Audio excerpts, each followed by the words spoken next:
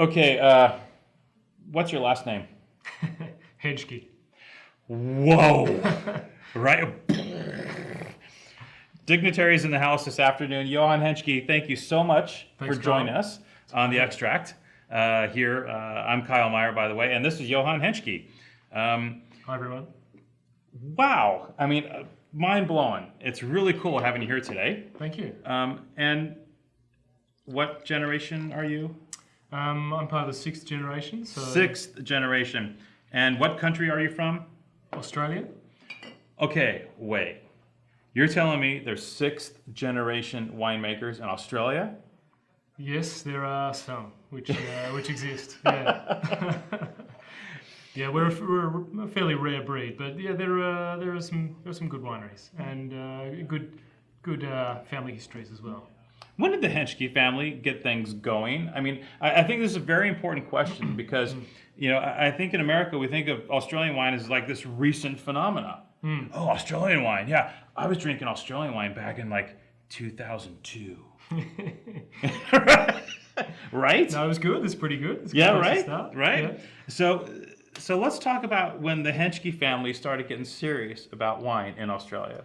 So it was back in 1868 when the first wines were sold from Henschke, and that was Riesling, actually what this has become, the Julius Riesling has become, and Shiraz, and that's the last wine that we've got here today.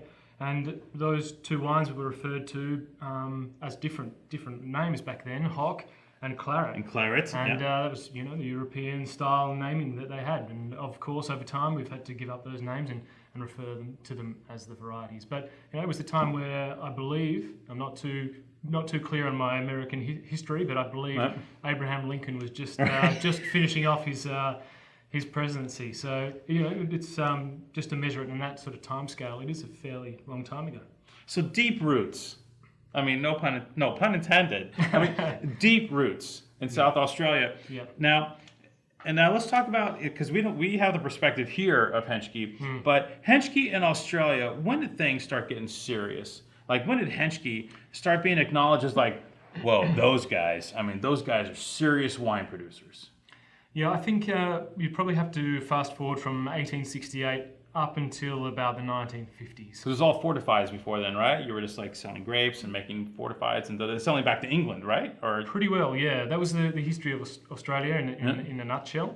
And it wasn't until probably the 1950s, and it was the post-Second World War period where there was an influx of migrants from Europe to Australia, and they brought their food culture with them, and suddenly there was a demand for table wine.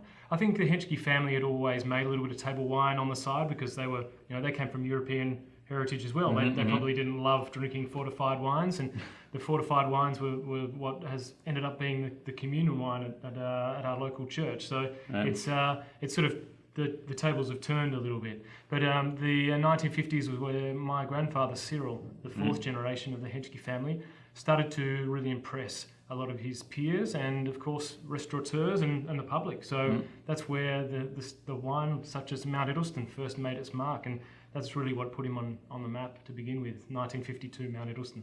1952. So and that's a great segue. Yeah. Going straight to the Mount Eddlestone. It's okay if you're cool with it. We are. 1952. Is this the first single vineyard Shiraz produced in Australia, or was there something before then? Or I mean, this has got to be like number one or number two.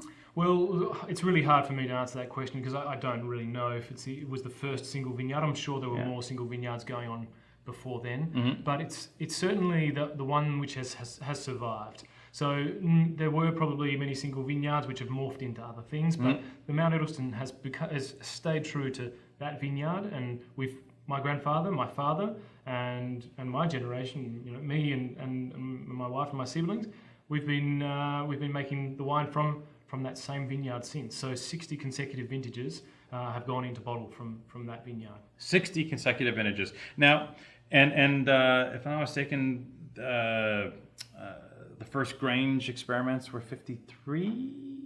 Yeah, I think With that, yeah, we'll have to. You'll have Peter Gago in shortly, won't you? No, I already had Peter Gago in, but Max was like 50. I think it was around the 50s as well. We tasted those back to 1952. I've got a feeling it was on the end of the 40s actually. Yeah, end of the 40s when he was first dabbling a bit. Yeah, but this was one of the first marketed as such in Australia. Yeah, pretty much so. Yeah, that's right. I wonder if everyone was looking at him like he was some kind of weirdo.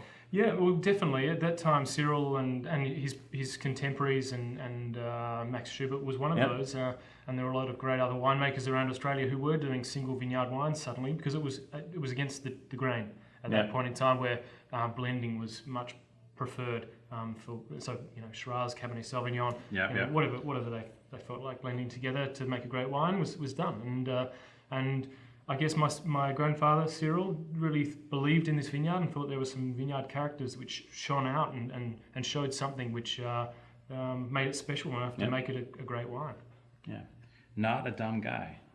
Well, he's definitely given us a great footing. So. Yeah. And then your folks kind of like carried the banner, and your folks were controversial, doing a lot of things. Sure. Your mom in the vineyard, your dad in the winery. Yes. I mean, taking chances. Definitely, yeah. They've been quite the trendsetters, I guess. And in Australia, we're talking about the 1980s and 90s now. They were really seizing the opportunity of suddenly a global exposure. Suddenly, people showing interest from the US and from the UK as well. Yep. And they wanted to show wines which were truly Australian and really beautiful wines which would age, and my father always knew that, and I guess he started seeing opportunities to sell things like white wines which people just didn't expect from Australia at that time, and of course going into different wine regions as well. Adelaide Hills, which is a wine region where we've been making wine from for 30 years now. So that's 30 years. Has it been that long? Yeah. So I guess. Being established Barossa producer, we're not sitting on our hands, and Australia's a pretty young country when it comes to winemaking, even though we've been making wine for 150 to 170 years. And we've got to keep discovering and keep experimenting and making sure we're making the best wine we can. Yeah, no, not sitting on your hands. You got the Vinolac here, you got the Stelvin here. This isn't sitting on your hands. Yeah, and of course, you're alluding to another development, which is the fact that we've taken cork, natural cork products out of the equation, and we've gone to Stelvin closures for most of the wines, as well as a glass closure, which we refer to it as a glass cork or a Vinolac is the proprietary name. So of course, that was very controversial, and I think it's been embraced within Australia, and hopefully in the future by people around the world when they see that maybe cork isn't so necessary to have a wine which can age for a long time. Yeah. Are you? And we talked a little bit about this earlier, but obviously you're looking forward to potentially taking the reins or starting to take the reins right now. Are you a little more in your mom's camp with how you operate, a little more in your dad's camp, a little bit of both, or? Yeah, it's a really difficult question to answer, and I really do a bit of everything. Yeah. I trained as a winemaker, I trained as a viticulturist, and I love spending time in the vineyard, and my wife and I spent a lot of time working in the vineyards to managing the quality and supervising the harvests, and these days I spend more time in the winery and working with my father, trying to look at that, how we can keep our concepts, the Henschke concepts going, and making some great wines that reflect what we've done in the past, and keeping that consistency into the future. I was going to ask you that because you guys kind of have your operation down right now. You guys are one of the premier producers in Australia. Brilliant vineyard sourcing. I mean, we haven't even talked about Hill of Grace, one of the oldest Syrah vineyards in the world. Diligently hand-tended by the Henschke family. But where do you go from here? Is the status quo? Do you keep things kind of the same and just focus on what you got going on right now?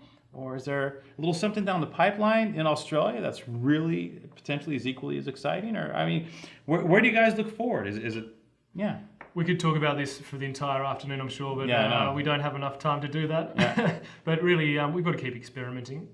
We make wines which are true of their place, and they work really well. And Shiraz and Barossa, or Syrah as you'd call it, are a great true fit together. But we have so many other varieties to explore and to try out in our regions, and those regions are the Barossa Valley, the Eden Valley, and the Adelaide Hills, and all over Australia we have a lot of climates which are probably great for varieties which haven't even been planted there. So we're just going to get some great vines in there, some good quality vines in there, and start trialing those. So my generation will be part of that, part of doing that same thing and seeing what we can add to the Henschke story. Yeah.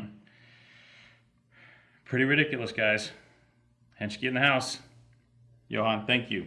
Thanks, Carl. No, we appreciate the time today. Awesome. Thank you. Cheers.